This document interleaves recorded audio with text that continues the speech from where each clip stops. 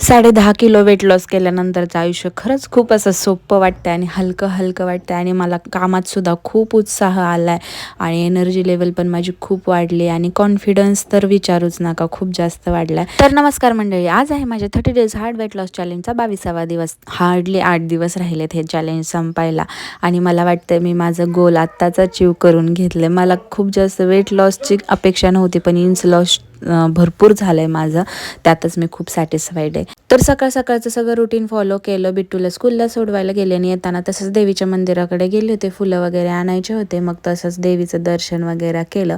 तर गुरुवार होता आज मार्गशीर्षचा आणि खूप जास्त छान वाटतं असं काहीतरी उपवास तापास असल्याने तेव्हा देवीचं दर्शन केलं. तर त्यानंतर घरी आले, मग घरचं सगळं आवरलं, घरची देवपूजा वगैरे केली आणि घरातली देवपूजा केल्यानंतर तर घर अगदी सगळं असं धूपदीपाच्या वासाने ना असं दरवळून जातं.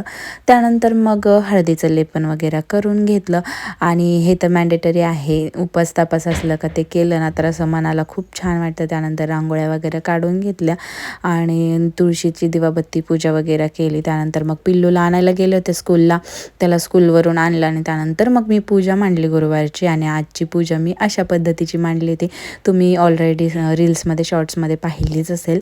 तर कशी वाटते माझी आजची पूजा मला नक्की कमेंटमध्ये सांगा. त्यानंतर गुरुवारची कहाणी पोथी वगैरे वाचून घेतली. त्यानंतर आज नैवेद्यामध्ये मी ही इंद्रायणी तांदळाची रबडी खीर बनवली होती आणि खरंच खूप जास्त टेस्टी झाली होती. आणि इंद्रायणी तांदळाची का म्हणले मी, कारण इंद्रायणी तांदळाला इतका जास्त छान वास असतो ना, त्यामुळे ती खीर खूप सुंदर लागत होते, टेस्टी लागत होते.